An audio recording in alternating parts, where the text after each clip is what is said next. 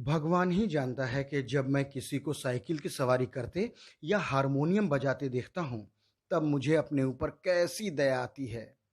सोचता हूँ भगवान ने ये दोनों विद्याएं भी खूब बनाई हैं।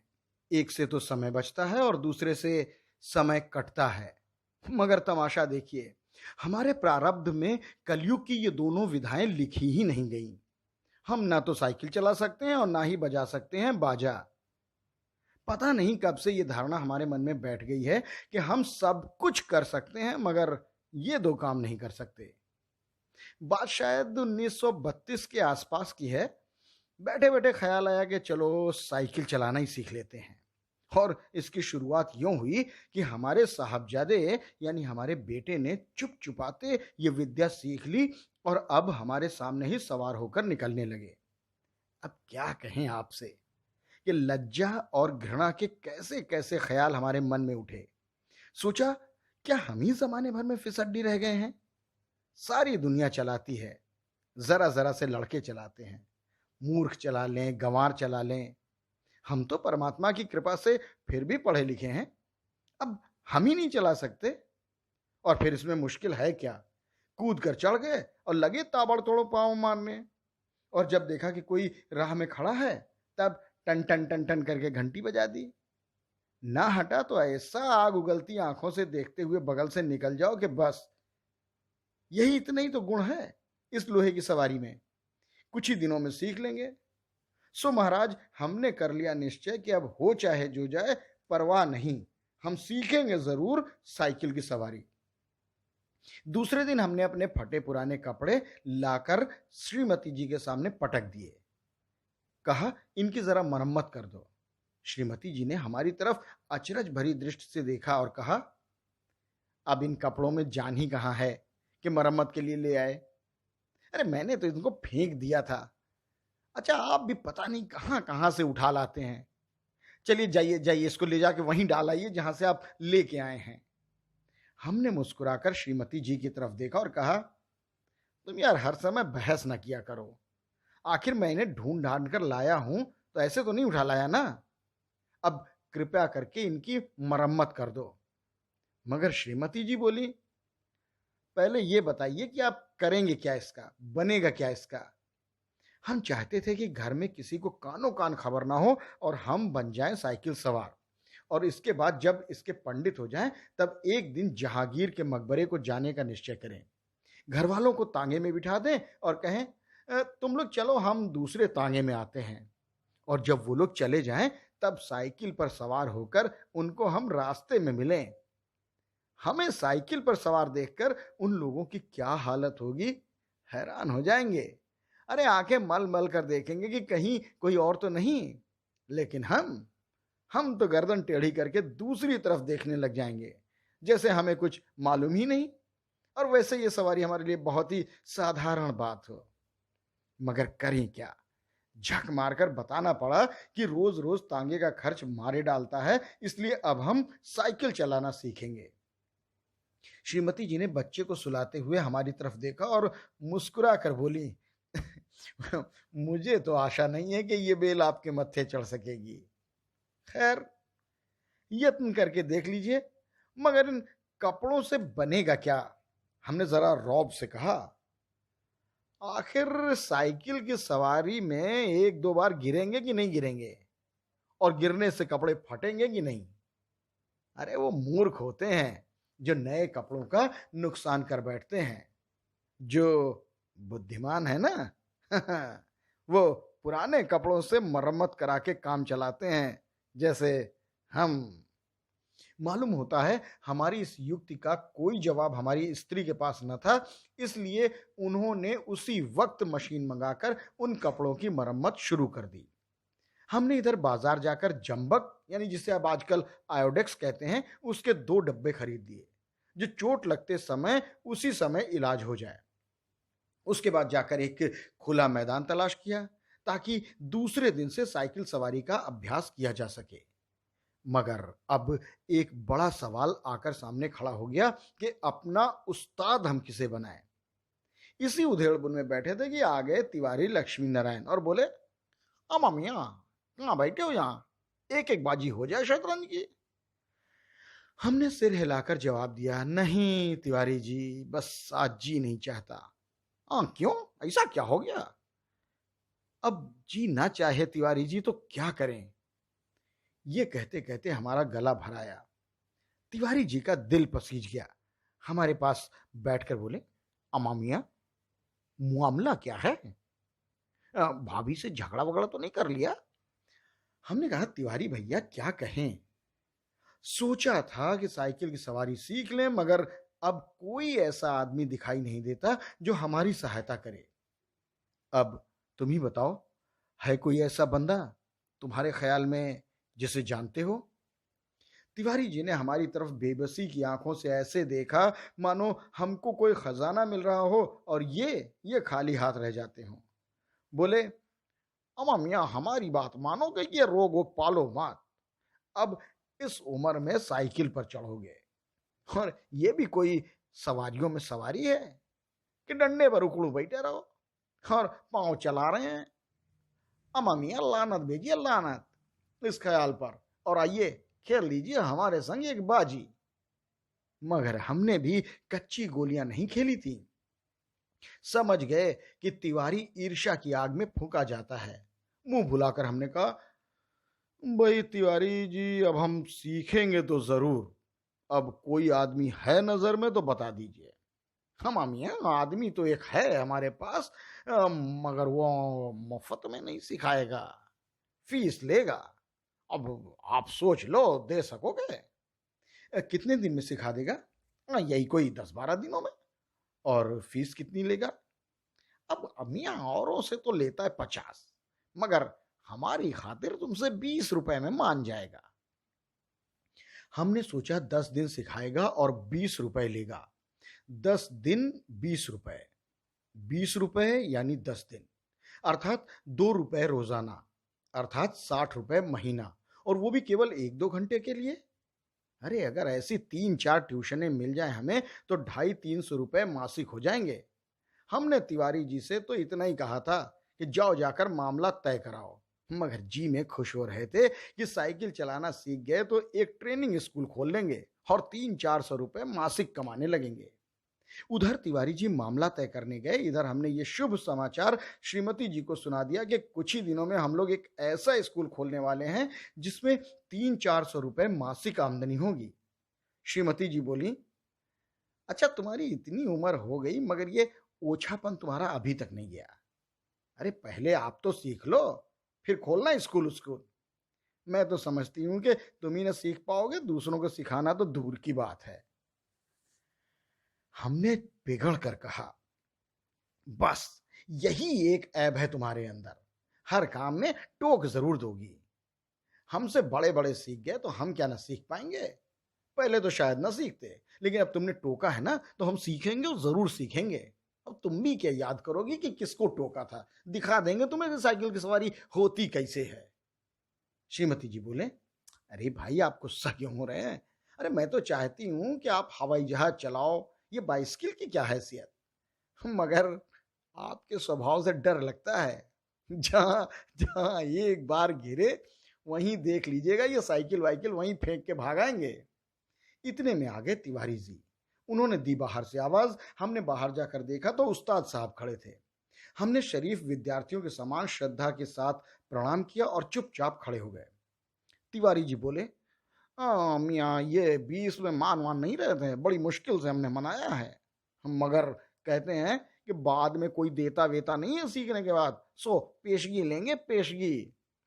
अरे भाई हम दे देंगे, दुनिया लाख बुरी है, मगर फिर भी भरे आदमियों से खाली थोड़े है। ये बस हमको चलाना सिखा दें तिवारी जी, फिर देखें हम इनकी क्या सेवा करते हैं। मगर उस्ताद साहब नहीं बोले। बोले, हम तो फीस पहले लेंगे भाई, बता दे रहे हैं बात साहब, और अगर आपने नहीं सिखाया तो? अरे नहीं सिखाया तो फीस लौटा देंगे तुम्हारा, और अगर नहीं लौटाया तो? इस पर तिवारी जी टपक पड़े। बोले, अम्मा मियाँ कैसी बात करते हो, ये तिवारी मर गया है क्या? पहले तो जीना हराम कर दूंगा इनका, बाजार में निकलना बंद हो जाएगा। फीस लेकर भाग जाना हम मियाँ ऐसे आसान खेल थोड़े है। और जब हमें विश्वास हो गया कि इसमें कोई धोखा नहीं है, तब हमने फीस के रुपए लाकर उस्ताद जी को भेंट कर दिए और कहा, उस्ताद, कल सुबह ही सुबह आ जाइएगा, हम तैयार रहेंगे। और हाँ, इस काम के लिए हमने कपड़े भी बनवा लिए हैं। अगर गिर पड़े तो चोट लगने के लिए जंबक का डब्बा भी खरीद लिया है। और हाँ, हमारे पड़ोस में जो मिस्त्री रहता है ना, उससे हमने साइकिल भी मांग ली है। बस अब आप सवेरे चले आए तो हरि का नाम लेकर शुरू कर देते हैं। तिवारी जी और उस्ताद जी ने हमें तरह तरह से तसल्ली दी और चले गए। इतने में हमें याद आया कि अरे राम, एक बात तो भूल ही गए कहने को। सो नंगे पांव भागे और भरे बाजार में जाकर उन्हें पकड़ा। वो हैरान थे और इधर हम हांफते हांफते कह रहे थे कि उस्ताद जी, उस्ताद जी, एक बात कहना था। अब हम शहर के पास नहीं सीखेंगे साइकिल चलाना। वो लॉरेंस बाग में जो मैदान है ना बड़ा वाला, बस वहीं सिखा दीजिएगा। एक तो वहां भूमि नरम है, गिर पड़े तो चोट कम लगेगी, और दूसरे दूसरे कोई वहां देखता वेखता नहीं है। अब रात को आराम की नींद कहाँ। बार बार चौंकते थे और देखते थे कहीं सूरज तो नहीं निकल आया। सोते थे तो साइकिल के सपने आते थे। एक बार देखा कि हम साइकिल से गिरकर जख्मी हो गए हैं। साइकिल आप से आप हवा में चल रही है और लोग हमारी तरफ आंखें फाड़ फाड़ कर देख रहे हैं। खैर, जब आंखें खुली तो दिन निकल आया था। जल्दी से जाकर वो पुराने कपड़े पहन लिए, जंबक का डिब्बा साथ में ले लिया और नौकर को भेजकर मिस्त्री से साइकिल मंगवा ली। उसी समय उस्ताद साहब भी आ गए और हम भगवान का नाम लेकर लॉरेंस बाग की ओर चल पड़े। लेकिन अभी घर से निकले ही थे कि एक बिल्ली रास्ता काट गई और एक लड़के ने छींक दी। क्या कहें, हमें कितना क्रोध आया था, कितना क्रोध आया था उस नामुराद बिल्ली पर, उस शैतान लड़के पर, कि क्या कहें। मगर करते क्या, दांत पीस कर रह गए। एक बार फिर भगवान का पावन नाम लिया और आगे बढ़े, पर बाजार में पहुंचकर देखते हैं कि हर आदमी हमारी तरफ देख रहा है और हंस रहा है। अब हम हैरान थे कि भाई ऐसा क्या हो गया। अचानक हमने देखा कि हमने हड़बड़ी में जल्दी जल्दी में अपना पाजामा और अचकन दोनों उल्टे पहन लिए हैं और लोग इसी पर हमें देख देख कर हंस रहे हैं। सर मुड़ाते ही पड़ गए ना ओले। हमने उस्ताद से माफी मांगी और घर लौट आए। अर्थात हमारा पहला दिन मुफ्त में बीत गया। दूसरे दिन निकले। रास्ते में उस्ताद साहब ने कहा, रुको, हम जरा एक गिलास लस्सी पी लें, आप जरा इस साइकिल को थाम के खड़े रहिए तब तक। उस्ताद साहब लस्सी पीने लगे तो हमने साइकिल के पुर्जों की ऊपर नीचे परीक्षा शुरू कर दी। फिर कुछ जी में आया तो उसका हैंडल पकड़कर चलने लगे। मगर 2 ही कदम गए तो ऐसा मालूम हुआ जैसे साइकिल हमारे सीने पर चढ़ी चली आती है। अब हमारे सामने गंभीर प्रश्न ये था कि करना क्या चाहिए, युद्ध क्षेत्र में डटे रहें या हट जाएं। सोच विचार के बाद यही निश्चय हुआ कि ये ठहरा लोहे का घोड़ा, इसके सामने हम क्या चीज हैं, बड़े बड़े वीर योद्धा भी नहीं ठहर सकते। इसलिए हमने साइकिल छोड़ दी और भगोड़े सिपाही बनकर मुड़ गए। मगर दूसरे ही क्षण साइकिल पूरे जोर से हमारे पांव पर गिर पड़ी और हमारी राम दुहाई बाजार के एक सिरे से दूसरे सिरे तक गूंजने लगी। उस्ताद लस्सी छोड़कर दौड़े आए और अन्य दयावान लोग भी जमा हो गए। सबने मिलकर हमारा पांव किसी तरह खींचकर साइकिल के नीचे से निकाला। भगवान के एक भक्त ने जंबक का डिब्बा भी उठाकर हाथ में दे दिया। दूसरे ने हमारी बगलों में हाथ डालकर हमें उठाया और सहानुभूति से पूछा, चोट तो नहीं आई भैया? जरा 2-4 कदम चल के देख लीजिए, नहीं तो ये लहू जम जाएगा। इसी तरह दूसरे दिन भी हम और हमारी साइकिल दोनों अपने घर से थोड़ी दूर पर जख्मी हो गए। हम लंगड़ाते हुए लौट आए और साइकिल ठीक होने के लिए मिस्त्री की दुकान पर भेज दी। मगर हमारे वीर हृदय का साहस और धीरज तो देखिए, अब भी मैदान में डटे रहे। कई बार गिरे, कई बार शहीद हुए, घुटने तोड़वाए, कपड़े फड़वाए, मगर क्या मजाल जो जी छूट जाए। 8-9 दिनों में हमने साइकिल चलाना सीख लिया, लेकिन अभी उस पर चढ़ना नहीं आता था। कोई परोपकारी पुरुष सहारा देकर चढ़ा देता तो फिर लिए चले जाते थे। हमारे आनंद की कोई सीमा न थी। सोचा, मार लिया मैदान हमने। 2-4 दिन में बन जाएंगे पूरे मास्टर और इसके बाद प्रोफेसर, फिर प्रिंसिपल और इसके बाद खोल लेंगे अपना ट्रेनिंग कॉलेज। 200-400 रुपए मासिक की होगी आमदनी, तिवारी जी देखेंगे और करेंगे ईर्ष्या। उस दिन उस्ताद जी ने हमें साइकिल पर चढ़ा दिया और सड़क पर छोड़ दिया कि ले जाओ, अब तुम सीख गए। अब हम साइकिल चलाते थे और दिल ही दिल फूले न समाते थे। मगर हाल ये था कि कोई आदमी 100 गज के फासले पर होता तो हम गला फाड़ फाड़ कर चिल्लाना शुरू कर देते, भैया जरा बाई तरफ हट जाइए। दूर फासले से कोई गाड़ी दिख जाए तो हमारे प्राण सूख जाते थे। उस समय हमारे मन की जो दशा होती थी ना, बस परमेश्वर ही जानता था। जब गाड़ी निकल जाती तब कहीं जाकर हमारी जान में जान आती। अचानक सामने से तिवारी जी आते हुए दिखे। हमने उन्हें भी दूर से अल्टीमेटम दिया, तिवारी जी बाएं हो जाइए बाएं, वरना ये साइकिल तुम्हारे ऊपर चढ़ जाएगी। तिवारी जी अपनी छोटी छोटी आंखों से हमारी तरफ देखे और मुस्कुरा के बोले, आमा मियाँ एक बात सुनते तो जाइए। हमने एक बार अपने हैंडल की तरफ, दूसरी बार तिवारी जी की तरफ देखकर कहा, इस समय बात सुन नहीं सकते हैं, देख नहीं रहे आप, साइकिल पे चढ़े हैं भैया। तिवारी जी बोले, हम मियाँ तो क्या जो साइकिल पे चढ़ता है वो किसी की बात नहीं सुनता? अरे बड़ी जरूरी बात है, सुनो ना, जरा सुन के जाओ। हमने लड़खड़ाती हुई साइकिल को संभाले संभाले जवाब दिया, उतर जाएंगे तो चढ़ाना कौन सिखाएगा? अरे अभी चलाना सीखा है, चढ़ना नहीं सीखा। तिवारी जी चिल्लाते रह गए और हम निकल गए आगे। इतने में सामने से एक तांगा आता दिखाई दिया। हमने भी दूर से उसे डांट दिया, बाई तरफ भाई बाई तरफ, अभी नए नए चलाने वाले हैं हम। तांगा वाला बाई तरफ हो गया। हम अपने रास्ते चले जा रहे थे। अचानक पता नहीं घोड़ा भड़क उठा या फिर तांगे वाले को शरारत सूझी।